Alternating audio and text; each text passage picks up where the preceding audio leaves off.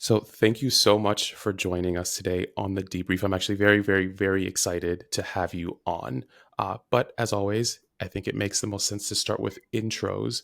But I want to know two things very specifically. So, obviously, tell us a bit about yourself, the things you like, the things you don't like, your favorite food, things like that. But I'd also love to know what your first sort of engineering job was and where you were or what you were doing before you joined Incident IO. Sure. Well, I'm very glad to be here. Uh, I'm gonna start maybe with my favorite food. I Okay. uh, uh, it's a Portuguese food called francesinha, and it's this gigantic sandwich that you can find in the north of the country mostly, and it's delicious. So there's that. But What's yeah, in it? uh, I think probably everything. A bit of there's steak, there's bread, there's cheese, there's egg, um, and the spicy sauce. It's honestly a perfect sandwich, if you ask me. Sounds amazing. But yeah, my first job in like actually doing something with computers was probably something unpaid, which is doing something for my dad. Uh, Either related with Microsoft Access and a bunch of like DOS based glue for a supermarket POS system. That's probably my first thing that I did. Oh my Uh, goodness. How obviously times have changed quite a bit, but how does the work that you did then, obviously first job, so this is a very unique experience. How does the work that you did then compare to what you do now? Obviously not a fair comparison. yeah, yeah.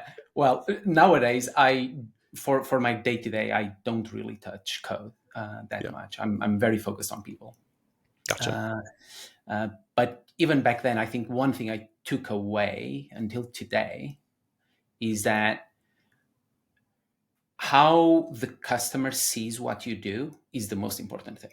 Like I could tell my dad that I was, spending a week on some specific thing that I thought was the most important thing, and then my dad would be like, "Yes, but does it do X?" I'm like, "Oh no." They're like, "Well, what do I care?"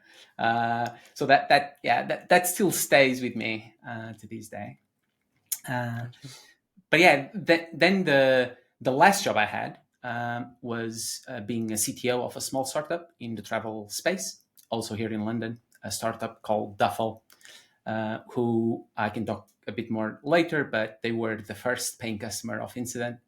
Uh, so that's a nice tie into to what I do now. And yeah, that's me. Gotcha. And just out of curiosity, were you around when Duffel adopted Incident IO? Yeah, that was my decision. So Oh, interesting. yeah, Oh, very speaking with interesting. Stephen and Pete when they were starting Incident and showing me the product and what they were thinking of where the product could go. And I was a big fan. Yeah. Okay, I'd love to touch on that a little bit later because I think that's an interesting little tidbit there.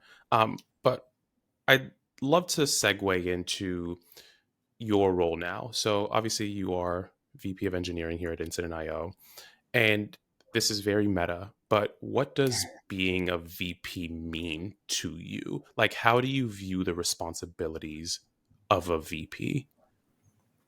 Ooh, that's a great question. So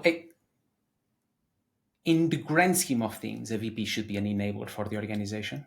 Yep. Uh, Obviously, like an enabler and a driver of sorts.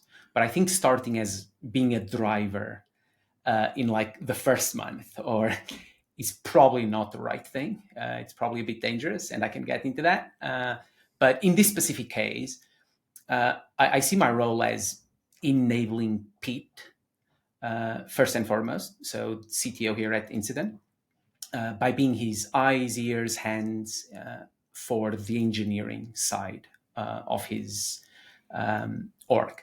And then beyond that, being an enabler for the engineering organization as a whole. And I see the biggest multipliers there being the engineering managers, right?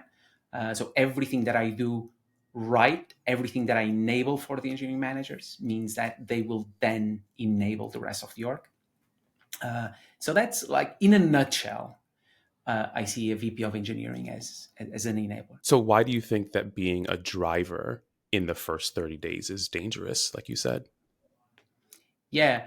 So if you come into an organization that you don't yet know, that you're not comfortable in, that you don't really know the ramifications of your decisions, uh, if you try to drive, one, it's probably going to be a hard bargain unless you really get it right.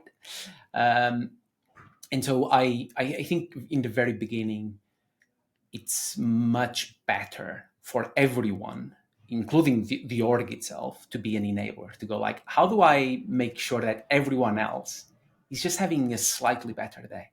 Everyone else is being elevated rather than me actually trying to do something by myself or for someone else. So that's how I see it. Yeah.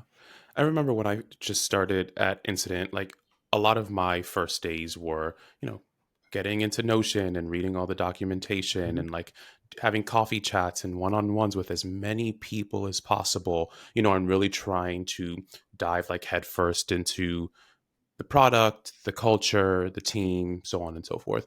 Would you say that it's very similar for you now, or is it a little bit different given that you are a VP?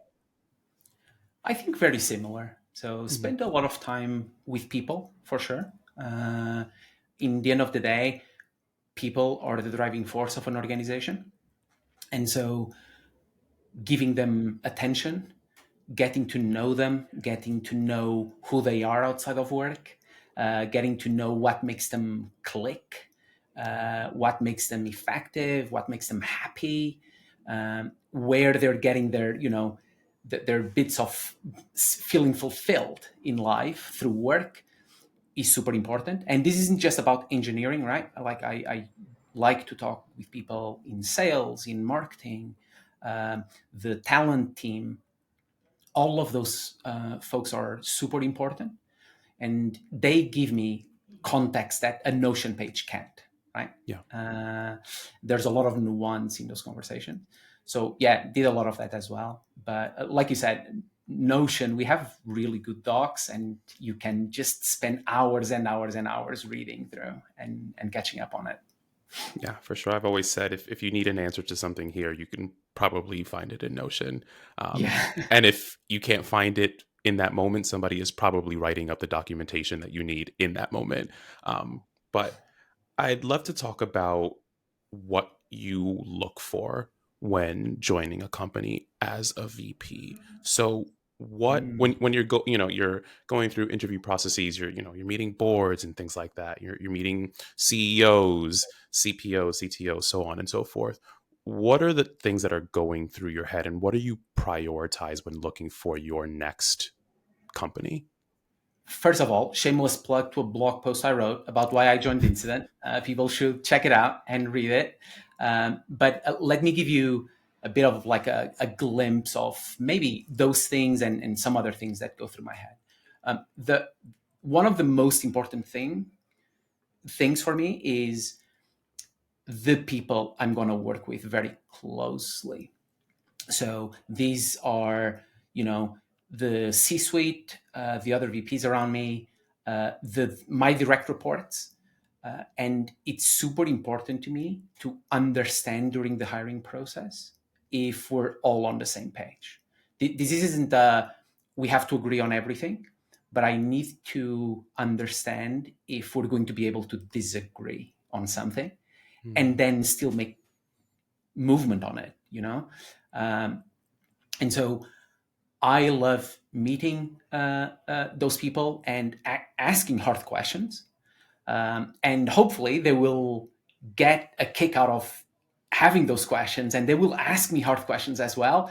And we get into this almost like this sense of like, cool, we could be a team, right? Uh, it's so important that you figure out if the people that you're going to work with on a daily basis are genuinely good human beings, right? Not, I'm not even talking about are they good employees. I'm just like, are you a good human being? And if the answer is yes, then I go, okay, well, how do these people reason through hard decisions? Do they Are they fair? Are they empathetic? Like, how do they approach certain situations? So I like to ask a few questions around that.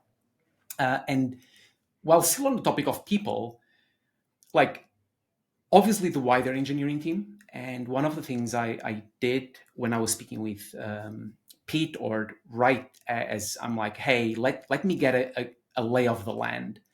I actually met with the team leads for the teams in engineering. I met with engineering managers, really wanted to get a sense of who they were, what made them tick, their aspirations, how they saw incident IO through, from their point of view. And like, do these people like to work in a place, or do they love to work in a place, right? Like, there's a big difference here. And another thing is, most people say, oh, I love to work for.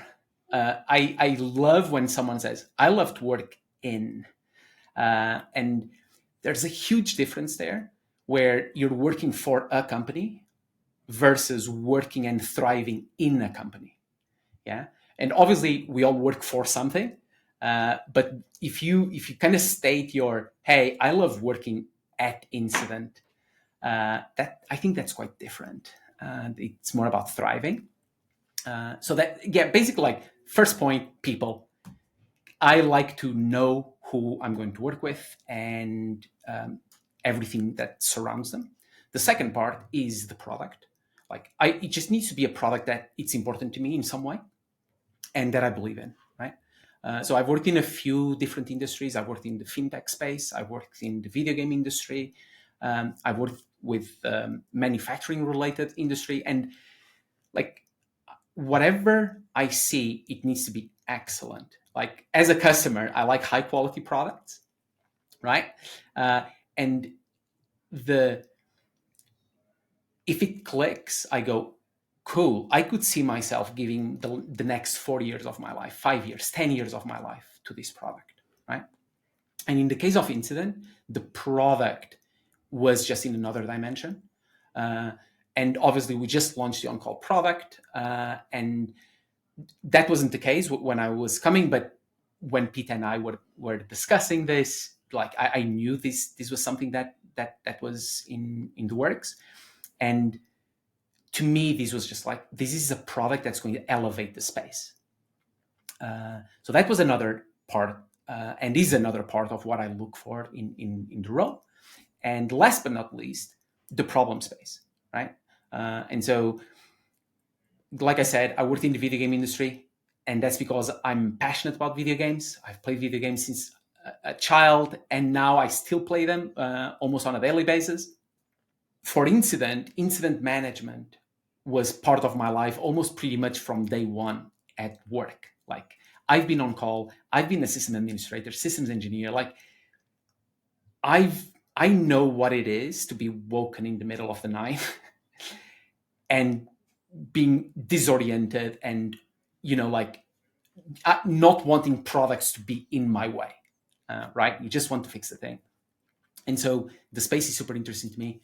And in this specific case, it was like a perfect match. I was like, yes, let's go. So yeah, those three things probably are the top three things. Gotcha. We'll dive into each of those in a little bit, but two very important questions. You said that you like playing games. Mm-hmm. What are you playing right now? Let's top, three things you might be playing right now. That's the first Mm-hmm. question.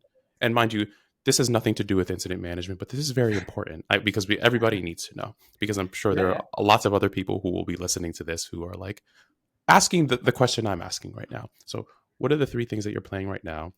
And two, and this is more for me, do you play Elden Ring? Is my second question. So I have played Elden Ring, Okay, but cool. currently I'm playing. Uh, uh, so God of War. I absolutely love the game. I love the series, and I don't get tired of the game. Cool. Uh, Hades as well is right there. And then I've been playing a demo of a game that a friend of mine actually built when we worked together at Blizzard. And he's about to launch a game called Europa, which has really amazing, like, adventure vibes, which I enjoy. But yeah, and next I just watched Drive to Survive on Netflix, the last season, and so I think I might go back to Gran Turismo for a while. Very cool. Well, again, not to sidetrack, I thought it was a worthwhile question to ask. But obviously, we just spoke about all of the things that you're looking for Mhm. when you're, looking for your next fit.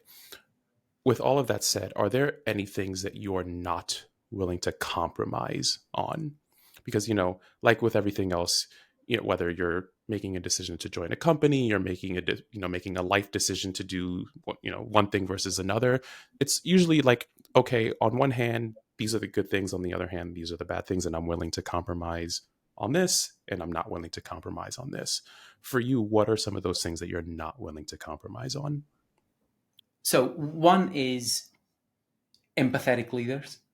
Like obviously, leaders will have to make really tough decisions, right? It's almost impossible not to make them at some point in a company's lifetime. And so, if they're not empathetic, if the way they speak is either just about money or it's they don't care about the product, they don't care about the people that they have, they might not even know the names of specific individuals, like that's a huge red flag to me. Like, that's not who I am, that's not a company I want to work for. So that's definitely something I'm like, nope, that's a big no-no. The second one is them not looking and having customers as their champions. Like I want to work for a company where the customer matters. The customer is the gold standard. And this isn't to say that you always follow what the customer says. There are degrees here, but everything you do is to impress. It's to delight the customer so that they go, "Oh my gosh, like this is insanely good." I love that. Um, those are probably like my two. Like, if this misses, I'm like, not for me. I'm gonna pass. Yeah, that makes a ton of sense. So we've already touched on this a little bit, or you've touched on this a little bit, but I'd love to know what about Incident IO made you want to join. So obviously you already had a prior, I guess, relationship, at least through the product Mhm. with the company. But I'm curious, like, what were those initial conversations like? Like, did Pete reach out to you? Did you reach out to Pete? Like, what was happening behind the scenes, and like ultimately, what made you want to join the company? Yeah, good question. So Pete and I, like I said before, I was a CTO at a small startup. Uh, Pete was CTO at a small startup, and so we share war stories. We trade notes on what works and what doesn't, our own opinions on specific things. Um, and when I decided to take the next step to go like, hey, I'm gonna look for my next role.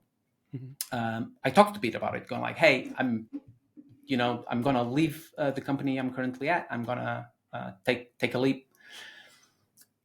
And at that point, was like, "Oh, hold on, we we like to speak with one another. We enjoy trading war stories. Is there an opportunity here?" So that's kind of how it all started. And then we went through the motions of like, cool, let's meet with the team, let's have chats, let's understand where the team is at, where it's going, what's driving the organization today. Uh, so yeah, that's really how it started. Now, what made me want to join was I've spoken about three of the four things. So you have the people, you have the product, and you have the problem space. They all fit, right? The more I spoke with people, the more impressed I was with them. Um, everyone was excited about what they were doing. Even sometimes when I asked them, "Hey, is there any problems that you see? Any cracks in the matrix?" And they're like, there's this," and they will talk about it, but they will talk about it passionately. They will talk about it from a, "Hey, let's solve it. Let's work towards it," which is incredible, and something that a lot of people take for granted. Um, and like all of it, I just love being with, having a coffee with a few different folks. I could tell they were different, like different people have different moods. Some of them are a bit more quiet, others just spill everything out. But all of them were genuinely, they were coming across as really good people and very energized by what they were doing. Uh, and then, so the fourth one that I didn't speak before is the pace. So as a customer, just looking at the change log, it was wild. I was like, okay, well, this is incredible, but what kind of trade-offs are they doing? Like, what kind of trade-offs are in place for them to maintain this pace, right? And is this pace healthy? Are they breaking something internally that I don't know about? And so the honestly, just my very curious nature, I'm like, I really want to be there and figure out like what makes this such a good place, like very like incredible pace, effectively. So yeah, I just want almost like a bit of FOMO, really. Like I just want to go there and figure out how they're going so fast, which is nice. So obviously you were a customer of Incident.io while you were at Duffel. So I'd love to know, and again, I think you've touched on some of these things already, but what was your perception of the company before joining? Like, obviously, I'm sure you noticed the change log, like you just said, and the pace of development here. It's something that we talk about quite a bit and something that we're like Mm-hmm. very, very proud of. But beyond that, like what did you think of the company before you joined? Yeah, one thing was definitely very customer focused. So I think if you're a customer of Incident, this is not going to be a surprise, but you can go into a Slack channel and go like, "Hey, I just found this bug." And you probably won't be surprised if that bug is fixed within like an hour, which is crazy to think about. And so as a customer, I was always delighted on every single interaction. And the interaction could go from a customer success manager to an engineer one day to a product manager the other day, like, which to me gave me an insight into no one is immune from speaking with customers. In fact, it's incentivized, right? Like this wasn't a I'm asking a question and a product or a CSM comes in and asks a probing question and then gets thrown into a PM. No. Sometimes you'd ask a question and an engineer within 5 minutes go like, "Oh, this is what you're doing wrong. Here's the take." You're like, "Cool, fantastic." So that was like gave me the perception of like very customer focused, but then brilliant people operating in a way that was just like, how do we delight the customer? Every time someone would engage, they would give me the context, the why. They would apologize if needed, if there was a problem, and I would go like, "Super, this is great. I understand why this problem exists.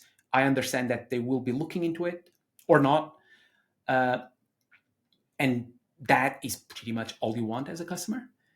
And then you'd have this left field like message coming half an hour later going like, "Hey, it's fixed. Okay, thanks, bye." You're like, "Oh my gosh, like that's already done." So yeah, obviously shipping at incredible speeds. Um, and just by using the product as well, like my perception was that this was a high quality product.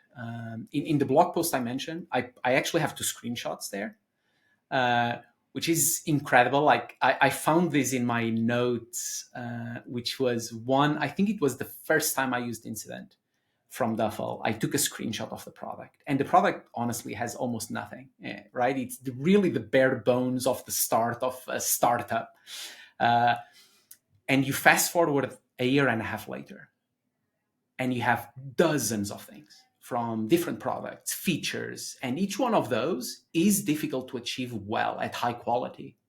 But that was the case with Incident. And so my perception was like, this is a team that is not trading off quality for speed. They're just doing both. Yeah. And as a consumer, how unusual is that, this combination of like pace and attentiveness from not just CS but engineering, product, so on and so forth? Like, how unique was that for you as a consumer who, I'm sure you've, had to procure dozens of Mhm. software throughout your career? How much of a differentiator was all of those factors from Incident IO compared to basically any other piece of software you've had to procure? I think fairly unique. Yeah. Like it's not unique if you take a startup with three people that want to sell you something and you're on Slack with them and you're asking them questions and they're responding. But a product the caliber of Incident, no way. Like it just blows me away every time, or blew me away every time. Where like, how can they be so attentive when they have bigger customers to care about, right? Like you just need to go, or I used to do that as a customer. I would go to the Incident website, look at the logos, and be like, how how do they have time to answer to my questions? Like this is crazy. So yeah, I think it's pretty unique. There aren't that many companies. I probably, if I really thought hard, I don't think I would have a handful of companies that do this as well. Yeah. Well, now that you are here, we just spoke about your perception of the company. Now that you're here, how much does that perception align with reality? I know you've only been here for a few weeks now, but just early thoughts. How much does that, what you thought of the company, align with what you're actually seeing now that you're sort of inside the house? Hmm. Yeah. Well, first, it's been great, and the pace does not disappoint. Yeah. But yeah, I think it aligns really well with what I thought from the outside, and it's clearly a very special team. I think any leader that interacts with Incident is going to find themselves thinking, "Huh, these folks seem special in some way." And that was the case with me. I arrived, I'm meeting with people, I'm now part of going to team ceremonies, going to retrospectives, and yes, it is clearly a very special team, and they shouldn't take it for granted. I shouldn't take it for granted. um, and so, like, you obviously realize you have a very special team, not just because they're doing well or when they're doing well, but also how they deal with pressures, with incidents, all of that stuff, right? We dog food our product quite a lot. We obviously have incidents ongoing, and just me going into those incidents, reading through them, and seeing how people are dealing with the pressures, with the intensity, with like, oh, this is bad, this is a baddie, what are the outcomes, what do they do, how do they go about fixing it, how do they collaborate with one another to get the thing done. um, it's not just not disappointing, it's incredible. It's like it's really really special. So that's how I would describe it. Yeah, for sure. Well, you are joining at a very interesting time. Like, we obviously, just launched On Call, which I would say is probably the biggest launch we've ever done outside of the founding of the company. Does this change how you are going to approach your next, 30, 60 days? Like, given that there's so much going on and this is such a pivotal moment in the company's history, like, all eyes are on us, Right. and we're now entering a new space where there are some very big players, that have been around Mhm. for quite some time. So does this change how you are going to operate over the next few weeks? I don't think so. I think the approach is broadly the same, and let me give you an idea of what that means. It's like I'm the first few weeks, month, I'm here to learn, right? I'm not here to actually deliver on anything, right? The team is already a train that's going. I'm just hopping on the train. uh, and so the approach fundamentally doesn't change that much. But I'll give you an example of something that I was very like I paid a lot of attention to, which was as I was attending the on-call team stand-ups, right? Like we just launched the product, but when I arrived, I was like, cool, I want to attend, but I need to give them space. I don't want my presence to change in any way the way they approach stand-ups, the way they think about things.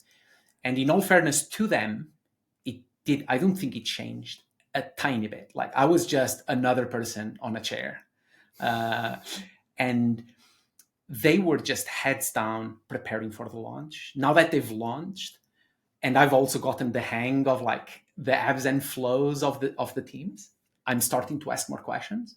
But the one thing, yeah, definitely I paid a lot more attention to was I don't want to ask too many questions. I don't want to come across as like probing too deeply on what they were doing because frankly, they were on a roll. They had momentum. They knew what they needed to do. They knew by when, and they were just going at it. So that's a slight, like, yeah, just I paid more attention to not getting in their way. Maybe a bit more than usual, but yeah. Yeah, how much of that is an adjustment for you? So like how common is it for you to join a team that's just like they're so on autopilot and everything is just churning along and you almost feel like asking a question in this situation is going to be disruptive because they know what they're doing, they know what's going on. Is that an adjustment at all for you? I think it surprised me Yeah. because I joined a month before launching the product, and typically this is chaotic. Yeah. Like a month before launching a huge product, by the way, a complex product, like on call is not something that you decide to do and you get it done in the next week. This, has to be a reliable product, has to not get in the way of people. Again, like you're gonna get woken up in the middle of the night. You want that experience to be super sharp, super crisp. And so a launch ends up being a thing of chaos for most companies, right? And so I arrived a month before and I was like, cool, where's the chaos? uh, and I would go to stand-ups and people knew what they were doing. They gave updates on their previous day, what they were doing that day, any context required so that people made the right trade-offs. And I was like, oh, okay, well, keep going. Like nothing for me to to chime in on. Uh, and that was definitely surprising. Like I, for sure, you always have things to fix, last minute considerations that you need to give, but it wasn't like, oh, this is chaotic. Like this, how are we going to help people manage the stresses and the pressures? And there was nothing like that. They were just they knew what they were doing. They were going at their pace. A very fascinating thing. So I just thought of this. That was surprising to me was that when you're in the countdown for a launch, you look at the launch as the end goal, right? You launch and then you're like, cool, I'm gonna take a week off. This team in the weeks coming to launch, they were still building momentum. And so we shipped on Tuesday, and just this week we already shipped lots of improvements, and like the momentum keeps increasing. And I'm like, that is insane. And I think it's also part of the success and the recipe for the team is that they don't kind of like, okay, we launched, cool. They're like, no, that's not the end goal. The end goal was not the launch. And I love that. And I think that was surprising in a very good way. Yeah, for sure. Well, I'd love to end on what's ahead for you. So, how do you envision the next 60 days Mhm. as VP of engineering playing out? What are you going to be focused on? Is it, are you still mostly focused on like learning and observing and being a bit more on the sidelines? What's going through your head? Yeah, great question. So definitely learning. Like I think learning about the nuances, about the decision making, what, people's, the all of the relationships between people and across teams and across domains. I think that takes time. You can do it in 30 days, you can do it in 15 days. So a lot of learning. I think it was Will Larson that posed this in a really nice way, which is people have to prepare for executing effectively. And so that's part of what I'm doing, which is obviously I want to execute effectively. I want to enable the organization in the right ways. And so a lot of what I do is gain context, write things down. Sometimes I see a decision that a manager needs to make. And what I do is I open up a Notion page. I write the decision I will take with the context I have, and then I compare with how they approached it to kind of see, here's how much context I was missing, right? This is all part of learning. So that's point one. Point two is building trust, right? Like I just arrived at the organization. The teams already know one another. They have their managers. The managers are doing a superb job, right? I'm coming in and and by the way, they give me a lot of trust already, right? Like I think one of the values is like trust by default, 100%. I felt at home from day one. But beyond that, I know that like you kind of need to keep building trust. You need to demonstrate that you're here for a reason, and that you have the everyone's uh, everyone's in mind, right? And so it's really important to keep observing, build a good map of relationships, get like, and then get into a bit more of the technicalities of the role, right? Which is the third part. And the third part is really, I'm VP of engineering, in this case, software engineering. And so I like to go through where are we at from a technical quality point of view, right? What are the key priorities for engineering in the business in the context of product development, right? Engineering is here to deliver on a great product. Uh, is there anything on fire that I should hop on right this moment, right? And the hope is that there's nothing on fire, but there might be something that comes in that you need to act on. I want to be ready for when that happens, right? Uh, so that's kind of like the next 60 days is like learn, prepare myself for executing effectively when I need to, build trust with everyone, and then get a lay of the land of from relationships, the technical quality, which is quite high. Quite frankly, it's impressive. Once again, the priorities that we have alongside product, and yeah, just see if nothing catches on fire.